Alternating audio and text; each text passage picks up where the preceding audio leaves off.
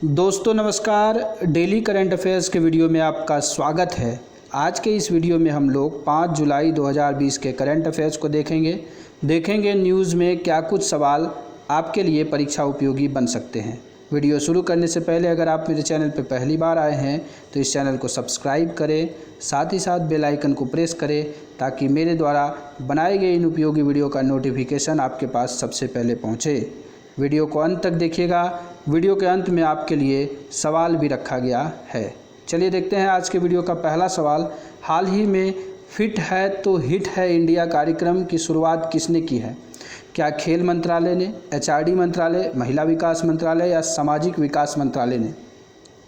सही उत्तर है दोस्तों, एचआरडी मंत्रालय ने इस इनिशिएटिव को शुरू किया है। आइए देखते हैं इसके बारे में। इसमें कहा गया है कि पीवी सिंधु और सुनील छेत्री जो भारतीय राष्ट्रीय फुटबॉल टीम के शीर्ष गोलकीपर हैं और पीवी सिंधु जो ओलंपिक की सिल्वर मेडलिस्ट हैं, इनकी उपस्थिति में रमेश पोखरियाल निशंक जो कि एचआरडी मिनिस्टर हैं और किरण रिजिजू जो कि केंद्रीय राज्य मंत्री युवा मामलों के खेल मंत्री हैं, उन्होंने 3 जुलाई को फिट है तो हिट है कार्यक्रम लॉन्च किया है। अब क्यों किया गया है तो आपको पता है कि कोविड-19 की इस वैश्विक महामारी में छात्रों को जो है फिट रहना उतना ही आवश्यक है इस बीमारी से लड़ने के लिए, इसलिए इस इनिशिएटिव को शुरू किया गया है।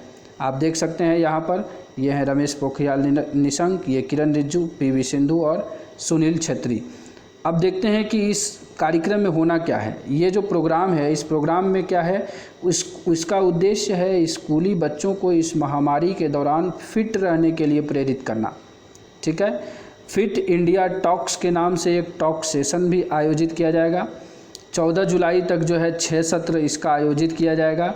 इसमें खेल से जुड़ी हस्तियां इस टॉक सत्र में भाग लेंगी जो कि उनको जीवन में असफलताओं से लड़ने और अपने आप को फिटनेस टिप्स, उन्हें कैसे फिट रहें, इसके बारे में बताया जाएगा। 3 जुलाई को जो पहला सत्र हुआ उसमें पीवी सिंधु और सुनील छेत्री ने भाग लिया था। इसके साथ साथ जैसे जैसे ये आगे बढ़ेगा अलग अलग खेल की हस्तियां इस टॉक्स में जुड़ेंगी। इस टॉक्स का जो प्रचार या प्रसारण कहिए, वो डीडी स्पोर्ट्स चैनल और फेसबुक, यूट्यूब और फिट इंडिया चैनल, माई गॉव और SAI sports authority of India भारतीय खेल प्राधिकरण के आधिकारिक फेसबुक पेज पर लाइव स्ट्रीम किया जाएगा। तो ये हम लोगों ने देखा किसके बारे में, फिट है तो हिट है इंडिया प्रोग्राम। दूसरा सवाल, हाल ही में कौन सी company JB Chemicals and Pharmaceuticals में 54% हिस्सेदारी खरीदेगी? क्या ये KKR है जिसका फुल फॉर्म है कोहलबर्ग क्रविस रॉबर्ट्स, या जाइडस केमिकल है, या भारत बायोटेक है, या नन ऑफ दीज है? सही उत्तर है दोस्तों, KKR जो है वो अभी 54% हिस्सेदारी JB केमिकल्स में खरीदेगी। अब ये चर्चा में क्यों है? क्योंकि KKR जो है ये संयुक्त राज्य की वैश्विक निवेश फर्म है और इसने JB केमिकल्स एंड फार्मास्यूटिकल्स में 54% हिस्सेदारी खरीदने का वादा किया है या खरीदने के लिए कहा है। अब जो है ये JB केमिकल्स जो है ये इसका जो 54% का हिस्सेदारी है वो 3109 करोड़ रुपए की है। ठीक है, लेकिन आपको KKR चर्चा में इसलिए है क्योंकि भारत में जो है KKR ने 2 महीने के अंतराल में दूसरा निवेश किया है। पहला निवेश उसने किया है रिलायंस इंडस्ट्रीज़ लिमिटेड में, जिसमें कि उन्होंने 2.32% की हिस्सेदारी 11,367 करोड़ रुपए लगा करके ख़रीदा था, जो कि KKR का एशिया में सबसे बड़ा निवेश था। इसलिए इस सवाल को लिया गया है, जो इम्पोर्टेंस बनता है इसका। चलिए देखते हैं तीसरा सवाल, बहुत ही महत्वपूर्ण। हाल ही में धम्म चक्र दिवस 2020 का समारोह का उद्घाटन किसने किया? क्या प्रधानमंत्री, राष्ट्रपति, उपराष्ट्रपति या HRD मंत्री ने? सही उत्तर है दोस्तों, राष्ट्रपति ने जो है अभी इस धम्म चक्र दिवस 2020 समारोह का आयोजन किया है या उद्घाटन किया है। क्या है ये? ये है अंतर्राष्ट्रीय बौद्ध परिसंघ IBC के साझेदारी में केंद्रीय संस्कृति मंत्रालय जो है 4 जुलाई को इस धम्म चक्र दिवस का आयोजन करी और नई दिल्ली के राष्ट्रपति भवन में भारत के राष्ट्रपति इसका उद्घाटन करेंगे। उन्होंने इसका उद्घाटन किया है। हर साल जो है क्या जुलाई महीने की पहली पूर्णिमा के दिन यह धम्म चक्र दिवस के रूप में मनाया जाता है, क्योंकि जुलाई के पहले पूर्णिमा के दिन भारत में आषाढ़ पूर्णिमा कहा जाता है उसे। श्रीलंका में इसे एसाला पोया कहा जाता है और थाईलैंड में असना बूचा कहा जाता है। ये 3 नामों से इसे 3 देशों में जाना जाता है। बुद्ध पूर्णिमा या वैसाख कहिए, बुद्ध पूर्णिमा या वैसाख के बाद जो है धम्म चक्र दिवस बौद्ध धर्म में दूसरा सबसे पवित्र दिन है। सबसे पहले बुद्ध पूर्णिमा, उसके बाद ये धम्म चक्र दिवस है, ये दूसरा पवित्र दिन है। अब इस दिन होता क्या है, आप देख सकते हैं ये राष्ट्रपति इसका उद्घाटन किए हैं। अब ये जो है धम्म चक्र दिवस मनाया क्यों जाता है? यह दिन पूरे विश्व में मनाया जाता है क्योंकि गौतम बुद्ध ने अपने 5 तपस्वी शिष्यों, जिनको कि 5 भिक्षु कहिए, उनको पहला उपदेश दिया था इसी दिन, ठीक है। और जो पहला उपदेश इन्होंने दिया था वो कहाँ दिया था? उत्तर प्रदेश के सारनाथ में दिया था। और इस उपदेश देने की क्रिया को धम्म चक्र प्रवर्तन कहा जाता है, इसलिए ये धम्म चक्र दिवस मनाया जाता है। चलिए देखते हैं चौथा सवाल, फोबोस किस ग्रह का उपग्रह है? ये स्टैटिक सवाल है, क्यों लिया गया है आपको संदर्भ से पता चल जाएगा। क्या ये बुध का है, शुक्र का है, पृथ्वी का है या मंगल का है? सवाल ऐसे ही बनाए जाते हैं। क्या इसका उत्तर सही होगा? सही उत्तर है मंगल का जो है फोबोस उपग्रह है। अब ये चर्चा में इसलिए आया है क्योंकि जो भारतीय अंतरिक्ष अनुसंधान संगठन इसरो का जो मंगलयान मिशन है, जिसे मार्स ऑर्बिटर मिशन मॉम के रूप में भी जाना जाता है, उसने 1 जुलाई 2020 को फोबोस, जो कि मंगल का सबसे बड़ा चंद्रमा या प्राकृतिक उपग्रह है, उसकी छवि को कब्जा कर लिया, मतलब उसकी फ़ोटो खींच ली है। और इस छवि को जो है 3 जुलाई को जो है इसरो ने साझा किया है, इसलिए ये फोबोस जो है चर्चा में आ गया है। अब ऐसे तो पूछेगा नहीं कि भाई किसका फ़ोटो लिया, क्यों लिया, इस तरीके से उसे स्टैटिक से जोड़ के यहाँ से सवाल बन जाएंगे ताकि स्टैटिक का भी पार्ट कवर हो जाए। अब यहाँ पर मॉम मिशन आया है, मार्स ऑर्बिटर मिशन के बारे में आया है। तो मार्स ऑर्बिटर मिशन जो है ये 5 नवंबर 2013 को श्रीहरिकोटा के सतीश धवन अंतरिक्ष केंद्र से लॉन्च किया गया था इसे, और PSLV C-25 रॉकेट से इसे लॉन्च किया गया और 24 सितंबर 2014 को जो है यह मंगल की कक्षा में प्रवेश कर गया था। तो ये हम लोगों ने देखा, मार्स ऑर्बिटर मिशन के बारे में भी जाना।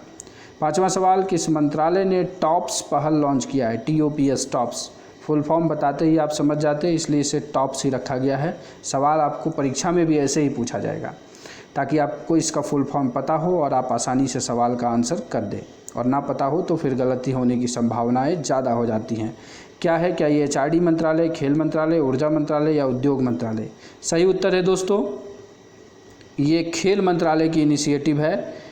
तो खेल मंत्रालय की क्या इनिशिएटिव है, आइए देखते हैं। टॉप जो है इसका फुल फॉर्म है टारगेट ओलंपिक पोडियम स्कीम, मतलब कहीं ना कहीं ये ओलंपिक से जाके जुड़ेगी।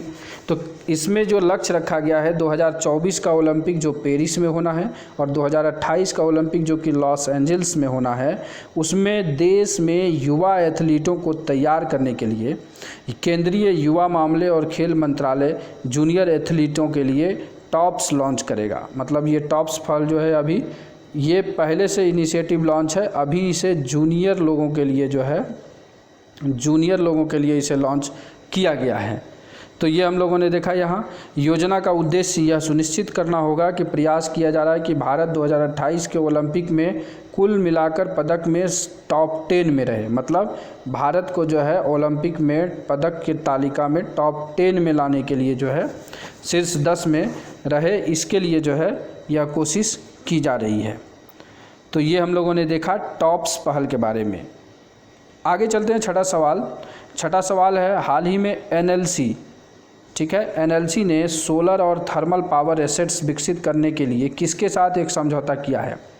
नवेली लिग्नाइट कॉरपोरेशन इसका फुल फॉर्म है NLC का। तो क्या ये कोल इंडिया लिमिटेड है, हिंडाल्को है, स्टील अथॉरिटी ऑफ इंडिया है या सत्यम कंपनी है? तो सही उत्तर है दोस्तों कोल इंडिया लिमिटेड के साथ अभी जो है पावर एसेट्स जो है थर्मल और सोलर पावर एसेट्स विकसित करने के लिए NLC ने समझौता किया है। क्या कहा है कि भारत सरकार की एक नवरत्न कंपनी NLC इंडिया लिमिटेड ने सोलर और थर्मल पावर एसेट्स विकसित करने के लिए एक जॉइंट वेंचर कंपनी बनाने के लिए महारत्न कंपनी कोल इंडिया लिमिटेड के साथ एक समझौता हस्ताक्षर किया है। अब ये जॉइंट वेंचर कंपनी में NLC और कोल इंडिया दोनों 50-50 के इक्विटी में हैं। 3 जुलाई 2020 को NLC इंडिया द्वारा यह सूचित किया गया अब इसका लक्ष्य जो है 5000 मेगावाट या 5 गीगावाट की सौर और थर्मल पावर संपत्तियों को संयुक्त उद्यम कंपनी द्वारा विकसित किया जाएगा, मतलब ज्वाइंट वेंचर कंपनी द्वारा। ये संयुक्त उद्यम कंपनी की स्थापना कोयला मंत्रालय के तहत की जाएगी। आप देख सकते हैं इस पिक्चर में joint venture develop solar and thermal powers, ये कोल इंडिया का यहाँ पर आपको लोगो दिख रहा है और इधर NLC का लोगो दिख रहा है। 7वां सवाल है, हाल ही में किस राज्य ने औद्योगिक अवसंरचना के विकास के लिए UKIBC UK India business council के साथ समझौता किया है? किस राज्य ने किया है? क्या उत्तर प्रदेश, मध्य प्रदेश, महाराष्ट्र या बिहार ने? तो महाराष्ट्र ने अभी जो है क्या किया है, UKIBC के साथ जो है अभी समझौता किया है। अब क्या है इसमें, ये है एक गैर लाभकारी संगठन, नॉन प्रॉफिट ऑर्गेनाइजेशन है UKIBC UK India business council, और महाराष्ट्र औद्योगिक विकास निगम MIDC जो है, इसके बीच 4 जुलाई को यह समझौता ज्ञापन हस्ताक्षर किया गया है। अब ये MIDC औद्योगिक अवसंरचना विकास के लिए महाराष्ट्र सरकार की जो है प्रमुख एजेंसी है और इसी के लिए जो है हस्ताक्षर भी यह किया गया है। समझौता ज्ञापन जो है यूनाइटेड किंगडम में व्यवसायों के साथ महाराष्ट्र सरकार के सहयोग को मजबूत करने में मदद करेगा, साथ ही यह राज्य में व्यावसायिक वातावरण में सुधार करेगा। इसके साथ साथ आप एक वर्ड सुने होंगे, ease of doing business. Ease of doing business जो है उसमें भी यह मदद करेगा। अब आप कमेंट बॉक्स में ये भी बताएंगे कि ease of doing business report कौन जारी करता है। तो ये हम लोगों ने देखा 7वां सवाल। 8वें सवाल पे आते हैं, भारत की किस कंपनी ने पहली no permission no take off NPNT compliant drone उड़ान को सफलतापूर्वक पूरा कर लिया है? क्या ये क्विडिच है, जियो है, स्टार्क है या HAL है? तो सही उत्तर है दोस्तों क्विडिच ने जो है अभी इसे पूरा किया है। अब देखते हैं कि ये है क्या। ये मुंबई स्थित जो है Quidich Innovation Labs Private Limited ने घोषणा की है कि वो भारत की पहली no permission no take off compliant drone उड़ान को सफलतापूर्वक पूरा कर लिया है। DGCA नागरिक उड्डयन महानिदेशालय ने कर्नाटक के तुमकुर के पास हरे क्षेत्र की पहचान की। भारत की पहली NPNT अनुपालन ड्रोन की उड़ान जहां भरी थी। अब ये उड़ान जो है, उड़ान के लिए इस्तेमाल किया जाने वाला ड्रोन जो है एक ऑस्ट्रिया एरोस्पेस जो बेंगलुरु बेस्ड कंपनी है उसके द्वारा निर्मित A200 माइक्रो ड्रोन है और अक्टूबर 2019 में यह जो है A200 माइक्रो ड्रोन भारत में पहला ड्रोन था जिसे DGCA द्वारा विशिष्ट पहचान संख्या UIN जारी किया गया था। उसका UIN नंबर ये है। ये सारी चीज़ें उतनी इम्पॉर्टेंट नहीं है। ये भारत की जो है पहली NPNT कंप्लेंट ड्रोन की उड़ान पूरी हुई है। अभी सिंपल सवाल है, आपको सीधा सीधा यहाँ पर यही याद रखना है क्विडिच कंपनी के बारे में। आइए देखते हैं 9वां सवाल। पहला भारतीय solar media super app elements का उद्घाटन कौन करेंगे? क्या राष्ट्रपति, प्रधानमंत्री, उपराष्ट्रपति या रविशंकर प्रसाद? तो इसका सही उत्तर है दोस्तों उपराष्ट्रपति जो है इसका उद्घाटन करेंगे, मतलब आज 5 तारीख को ही इसका उद्घाटन किया जाएगा। ये भारत की पहली जो है सोशल मीडिया सुपर ऐप है। आइए आगे देखते हैं हम लोग क्या है। 4G तकनीक की जो शुरुआत हुई थी तो भारत में सोशल मीडिया उपयोगकर्ता की संख्या में वृद्धि हुई है, इसलिए डेटा जो है उसे डेटा स्वामित्व की सुरक्षा के लिए इस तरह के मीडिया एप्लीकेशन जो है इसकी ज़रूरत थी। और वेंकैया नायडू जो है 5 जुलाई को एलिमेंट्स लॉन्च करेंगे और लॉन्च इवेंट में कई अन्य गण्यमान्य भी शामिल होंगे। आध्यात्मिक नेता श्री श्री रविशंकर जो कि आर्ट ऑफ लिविंग के संस्थापक हैं, उनकी प्रेरणा के तहत 1000 से अधिक IT पेशेवरों के साथ मिलकर पहला जो है इसे एलिमेंट्स को विकसित किया गया है और Bharat social media super application को एलिमेंट्स का नाम दिया गया है। आप देख सकते हैं ये हैं पंडित रविशंकर शास्त्री और ये है आपका एलिमेंट ऐप जो कि भारतीय सोशल मीडिया सुपर ऐप के नाम से जाना जाएगा। चलिए आज के वीडियो का अंतिम सवाल। हाल ही में धन्वंतरी रथ नामक मोबाइल चिकित्सा वाहन की शुरुआत किया गया है। कहाँ किया गया है? अहमदाबाद, पुणे, नासिक या भोपाल में? सही उत्तर है दोस्तों अहमदाबाद में इसे शुरुआत की गई है। क्या है? ये है धन्वंतरी, क्या है? धन्वंतरी रथ। बस वही कोविड-19 के चेकअप उसके लिए जो है इसे लॉन्च किया गया है अहमदाबाद के द्वारा। और ये जो है मोबाइल वैन की तरह काम करेगा। आप देख रहे हैं ये मोबाइल वैन है, घूम घूम करके कोरोना की चेकअप करेगी और लोगों को डिटेक्ट करेगी ताकि जो है कोरोना के संक्रमण से सभी को बचाया जा सके। तो ये था आज के वीडियो का अंतिम सवाल। देखते हैं अब कल आपके लिए जो सवाल पूछा गया था हाल ही में विजडम मैगजीन के मोस्ट वैल्यूएबल प्लेयर टेस्ट सूची में विश्व में पहले स्थान पर कौन है। सही उत्तर मुथैया मुरलीधरन है। सभी लोगों ने सही जवाब दिया, कुछ लोगों ने डिटेल एक्सप्लेनेशन के साथ दिया। मैं सभी से कहूँगा कि सवाल का जवाब आप पूरे डिटेल एक्सप्लेनेशन के साथ दें ताकि आप अपनी जानकारी को पूरा सुनिश्चित कर सकें। चलिए आज के सवाल पे चलते हैं। आपके लिए आज का सवाल है, हाल ही में ड्रग डिस्कवरी हैकाथॉन की शुरुआत किस मंत्रालय ने की है। विज्ञान प्रौद्योगिकी मंत्रालय, HRD मंत्रालय, स्वास्थ्य मंत्रालय या A और B दोनों ने। इसका उत्तर आप कमेंट बॉक्स में लिखेंगे, साथ ही साथ डिटेल के साथ लिखेंगे। वीडियो अच्छा लगा हो तो वीडियो को लाइक करिए, अपने दोस्तों के पास शेयर करिए ताकि वो भी इस तरह के उपयोगी वीडियो का लाभ उठा पाएँ। इसलिए कहा जाता है sharing is caring and caring gives you happiness. And at last, thanks for watching this video.